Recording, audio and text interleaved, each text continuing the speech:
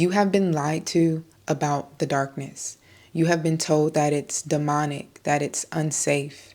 But I'm here to tell you the truth. I've been watching a lot of Ashera Goddess content here on YouTube, and her content provides a lot of book recommendations that are actually in my book collection. But she also has a playlist around dark energy. What is dark energy? And how she uses it to manifest and create the life that she has. And I've watched quite a few of her videos on that topic, and it dove me deeper into learning more about why we demonize the darkness. Because I myself have always been afraid of the dark from a young age. But ever since learning about the universal law, specifically as above, so below, the law of correspondence, I realized that we demonize darkness in our society. Before I jump into the demonization of darkness, I wanted to point out how darkness is the first and largest part of our entire universe. Dark matter makes up 27% of our universe. Ordinary matter only makes up 5%, and the rest of the 68% makes up dark energy. So 95% of our entire universe is darkness, is dark matter and dark energy. The 5% are the things that we can visibly see. But it goes even deeper than that, because 95% of our ocean is devoid of any sunlight. It is pure darkness. And our subconscious mind makes up 95% of our behaviors. So when I say we are darkness, we come from darkness, it is a truth that resonates with me so deeply that it makes so much sense why they demonize it, because it's all a part of control. If you do not know who you are, where you come from, if you do not know thyself, then of course you would fear it. Of course you would be easily controllable, easily malleable to do the things that benefit the elite or who's ever in charge. But it does not stop there, because all humans, all mammals come from a womb. Even reptiles come from the darkness of an egg. We literally are birthed from darkness into the light. But yet we fear the very thing that we were once a part of and still are. We're just not tapped into it.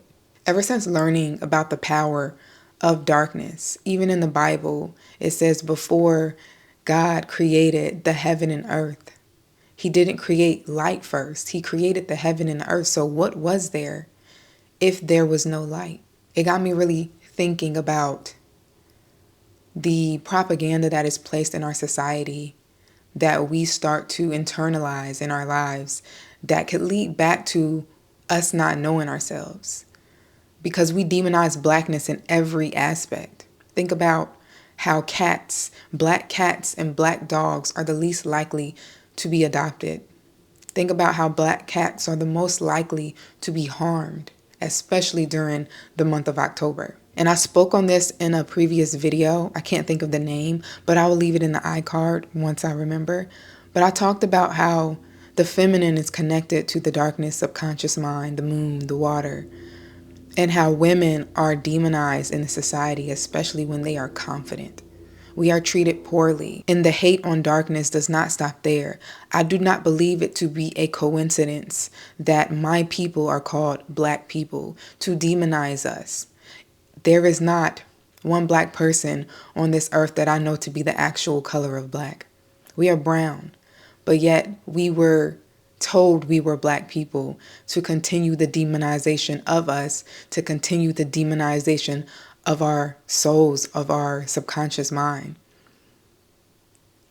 It's all propaganda. It's all meant, it's every single thing that is done in our society to demonize darkness, to demonize the feminine is intentional.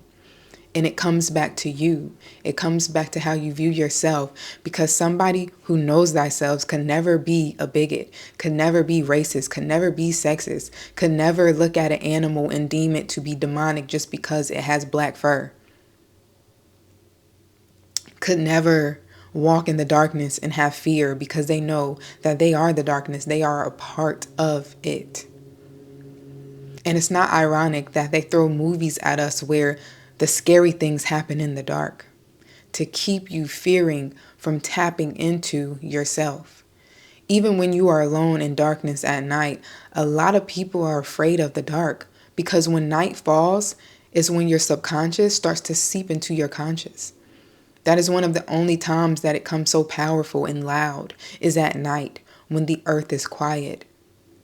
That's why so many people who stepped out of religion to jump right into witchcraft and spirituality go back into Christianity, because they're not doing the shadow work of knowing their subconscious mind. So when the night falls, they start to feel negativity around them, thinking that it's external from them, when that's just their internal traumas that is trying to just come face to face with them.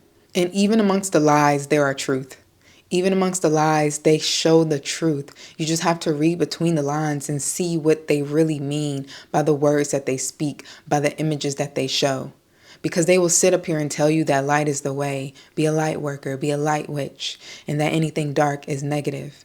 But then at the same time, there is biblical writings from Jesus, allegedly, that say, blessed are the ones that believe without seeing. Do you think that's ironic what he means? A lot of us just mean blind faith, but I think it's even deeper than that, because when you close your eyes to meditate, you're going into the darkness. You're going into the void to connect with source, dark energy, where we come from. You connect, and then creativity sparks. Creativity doesn't just pop up out of nowhere. It comes from the darkness. That's why they say boredom is so important, because when you're bored is when you can tap into source and create new ideas.